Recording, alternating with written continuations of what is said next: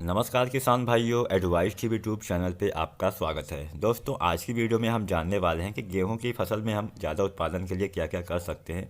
आज मैं आपको सिंचाई प्रबंधन, साथ ही खाद कैसे देना है, कैसे इसकी बुआई करनी चाहिए, खेत की तैयारी कैसे करनी है, इन सारी चीज़ों के ऊपर पूरी जानकारी एक ही वीडियो में आपको देने वाला हूँ।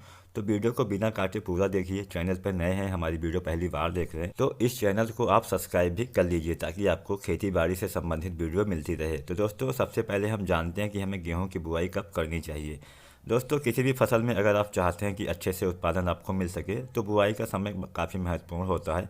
और अगर हम बात करें गेहूं की बुआई की, तो गेहूं का बुआई की जो उचित समय होता है वो अक्टूबर के अंतिम सप्ताह से नवंबर तक होता है। जो किसान भाई हमारी गेहूं की फसल देर में बुआई करते हैं वो दिसंबर तक इसकी बुआई कर सकते हैं, लेकिन अगर सर्वोत्तम समय माना जाए, सबसे अच्छा समय माना जाए, तो अक्टूबर के अंतिम सप्ताह से नवंबर के प्रथम सप्ताह तक अगर आप गेहूं की बुआई करते हैं तो काफ़ी अच्छा समय होता है। काफ़ी अच्छी उपज आपको इस समय बुआई पे मिल जाती है।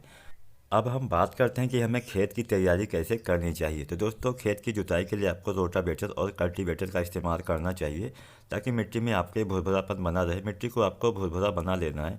अगर आपने दोस्तों धान की फसल ली है इससे पहले, तो दोस्तों जब हम धान की फसल लेते हैं उसमें पलेवा वगैरह करते हैं तो हमारी जो मिट्टी है वो काफ़ी सख्त हो जाती है। तो इसलिए अगर आपने गेहूं की बुआई से पहले अगर धान की फसल ली हो, तब आपको सबसे पहले मिट्टी पलटने वाले हल से जुताई करवाना होता है। उसके बाद में जो डिस्क हैरो होता है उससे 2 बार जुताई आपको करवाना चाहिए।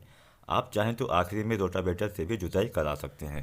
तो दोस्तों, जुताई के बाद नंबर आता है बीज का, यानी हमें बीज कहाँ से खरीदने चाहिए, कैसे खरीदनी चाहिए। तो दोस्तों, हमेशा आपको जो प्रमाणित बीज होते हैं उन्हीं को लेना चाहिए। जो अच्छी क्वालिटी की अच्छी किस्में होती हैं उन्हीं का आपको चयन करना चाहिए। कई बार होता है ऐसा है कि हमें अच्छा बीज नहीं मिल पाता है, जिससे हमारे उत्पादन पे काफ़ी फर्क पड़ जाता है। तो हमेशा आपको प्रमाणित और अच्छे बीज का ही चुनाव करना चाहिए। इसके साथ ही दोस्तों, बीज को बोने से पहले आपको शोधित जरूर करना चाहिए। अब हम जान लेते हैं कि हमें बोने का तरीका कौन सा अपनाना चाहिए।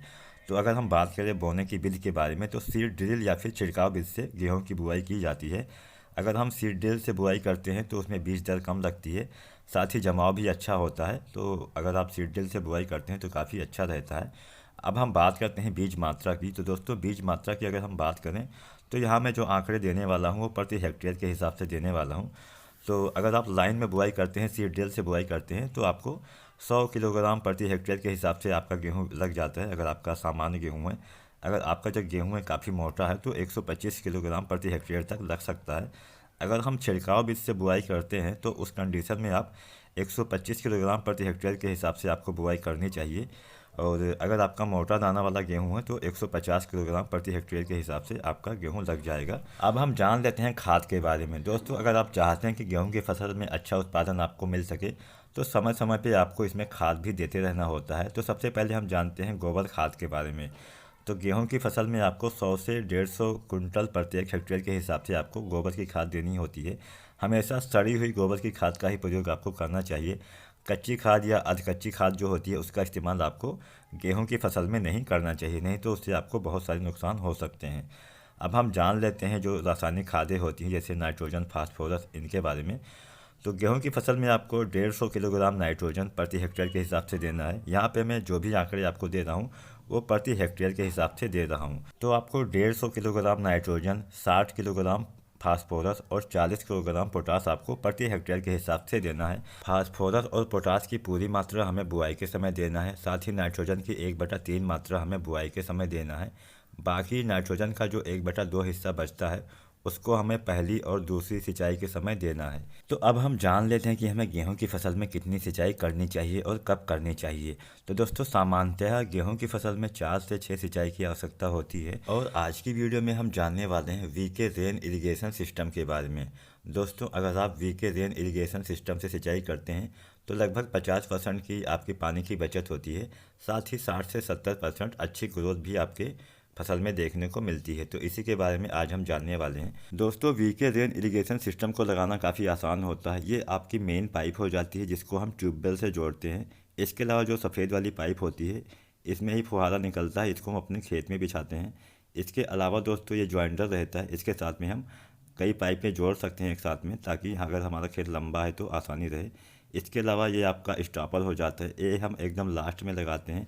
जो वाइट वाली पाइप जहाँ पे एंड होती है वहाँ पे हम स्टॉपर लगाते हैं। इसके अलावा ये आपका कनेक्टर रहता है, इससे हम मेन पाइप से अपनी जो सफ़ेद वाली पाइप है उसको जोड़ते हैं। तो चलिए हम आपको इसको लगा के भी दिखाने वाले हैं कैसे आपको लगाना है। तो दोस्तों सबसे पहले हम मेन पाइप में एक कट मारते हैं ताकि हमारा जो वाइट वाला पाइप है, सफ़ेद वाला पाइप है, उसको हम इसमें जोड़ सकें। तो ये आपको जो ब्लैक वाला है वो आपको इस बॉक्स के अंदर ही मिलता है। जब आप खरीदेंगे वीके रेन पाइप तो उसी के अंदर आपको मिलता है, तो उसी से आप साइज़ को माप सकते हैं। उसके बाद में जो हमारे कनेक्टर रहता है इसको हम खोल लेते हैं कुछ इस तरह से। इसके बाद में इसके अंदर हम इसको ऐसे फिट कर देते हैं। काफ़ी आसान है, काफ़ी आसानी से आप इसको लगा सकते हैं, बहुत ही आसानी से ये लग जाता है। तो दोस्तों ये जो कनेक्टर आपको लगाना है ये हर 13 फीट के अंतराल पे लगाना है, यानी 13 फीट की दूरी आपको बीच में छोड़नी होती है। उसके बाद में आपको दूसरा कनेक्टर लगाना होता है। तो इस तरह से आसानी से आप सारे कनेक्टर को लगा सकते हैं। अपने खेत की लंबाई के हिसाब से आप कनेक्टर लगा सकते हैं।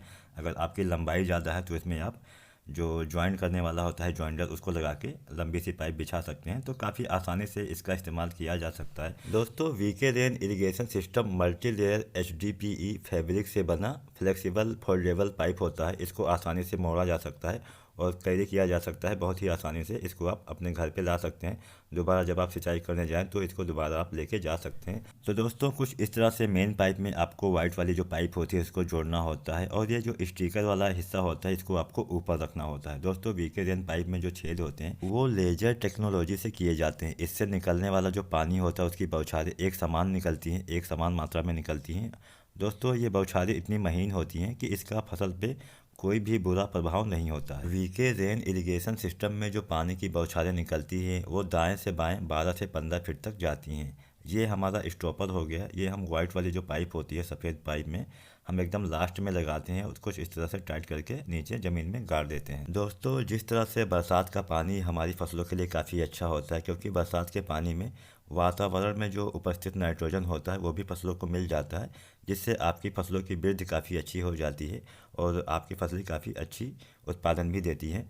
तो उसी तरह से दोस्तों अगर आप वीके रेन इरिगेशन सिस्टम से कृत्रिम बारिश करवाते हैं तो सेम वैसा ही बेनिफिट आपको तब मिलता है। और इसके अलावा दोस्तों वीके रेन इरिगेशन सिस्टम से निकलने वाली जो पानी की बौछारें होती हैं उससे दोस्तों जो आपके फसलों में कीट पतंगे होती हैं उनका जो लार्वा होता है वो भी नष्ट हो जाता है, जिससे आपकी फसल में कीटों और रोगों का प्रकोप कम हो जाता है। दोस्तों इसके अलावा जहाँ पे खेत एक समान नहीं होते हैं, जहाँ पे ढालूदार खेत होते हैं, जहाँ पे पानी नहीं रुकता है, उन क्षेत्रों के लिए रेन इरिगेशन जो सिस्टम होता है वो एक वरदान की तरह होता है। वहाँ पे वीके रेन इरिगेशन सिस्टम का अगर आप इस्तेमाल करते हैं तो वहाँ पे आपको काफ़ी बेनिफिट मिलने वाला है। दोस्तों वीके रेन इरिगेशन सिस्टम से आपकी पूरी फसल में एक समान पानी मिलता है। मात्र 20 मिनट में 5 से 7 इंच तक मिट्टी की जो गहराई होती है वहाँ तक नमी पहुँच जाती है।